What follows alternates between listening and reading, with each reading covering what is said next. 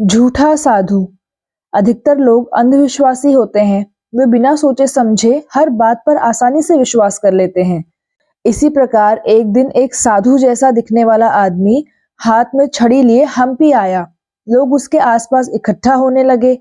साधु जैसे दिखने वाले व्यक्ति ने लोगों को कई जादुई करिश्मे दिखाए तथा कई प्रकार के मंत्रों का उच्चारण कर उन्हें अपने विश्वास में ले लिया। लोग उससे बहुत प्रभावित होने लगे। धीरे धीरे वहां बहुत अधिक संख्या में लोगों का आना जाना शुरू हो गया। वे अपने साथ कई प्रकार के भेंट व रुपए पैसे लेकर आने लगे और साधु को भेंट देने लगे। साधु के दिन भी मजे से गुजरने लगे।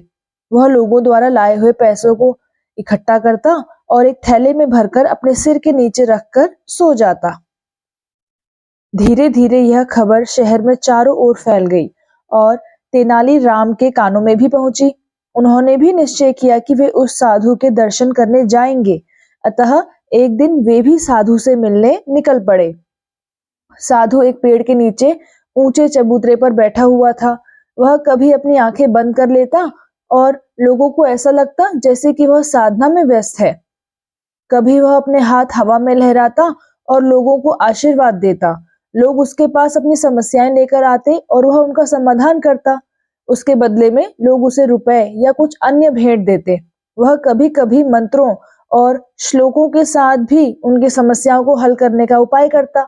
तेनालीराम उसके पास ही बैठे थे। वे आसानी से सुन सकते थे कि साधु लोगों से क्या कह रहा है। उन्होंने महसूस किया कि साधु थोड़ी थोड़ी देर बाद वही गिने चुने मंत्र और श्लोक दोहरा रहा है और बारी बारी से लोगों को सुना रहा है। उन्होंने सोचा, यह आदमी तो ढोंगी है। बेचारे गांव वाले बेकार में इसके जाल में फंस रहे हैं। मुझे इस ढोंगी की सच्चाई गांव वालों के सामने लानी होगी। इतना सोचते ही तेनालीराम ने तेजी से साधु की दाढ़ी में से एक बाल उखाड़ा और कहा कि मुझे स्वर्ग जाने का रास्ता मिल गया। देखो, यह इस साधु की दाढ़ी का कीमती बाल है। यह साधु कितना बुद्धिमान और ज्ञानी है। जो कोई भी स्वर्ग जाना चाहता है, इसकी दाढ़ी का एक बाल अपने पास रख ले। तेनालीराम ने दाढ़ी के बाल को हाथ में पकड़ते हुए यह सब कहा। इतने में भीड़ में से भी कोई बोला, अरे हाँ, चलो चलो। भीड़ भी एकदम से बेकाबू होती हुई साधु की ओर दौड़ी। साधु ने जैसे ही भीड़ को अपनी ओर आते हुए देखा तो वह घबरा गया। वह जानता था कि यदि लोगों ने उसकी दाढ़ी या सिर के बाल उखाड़ने शुरू कर दिए तो उसका क्या हाल होगा। अतः वह अपनी जान बचाने के लिए वहां से भाग खड़ा हुआ और तब तक भागता गया जब तक कि हम्पी से बहुत दूर नहीं निकल गया। तेनालीराम वहीं खड़े खड़े मन ही मन मुस्कुराते रहे। जिस भीड़ ने ढोंगी को साधु बनाकर उसकी पूजा करना आरंभ किया था, उसने ही उसे भागने पर मजबूर कर दिया।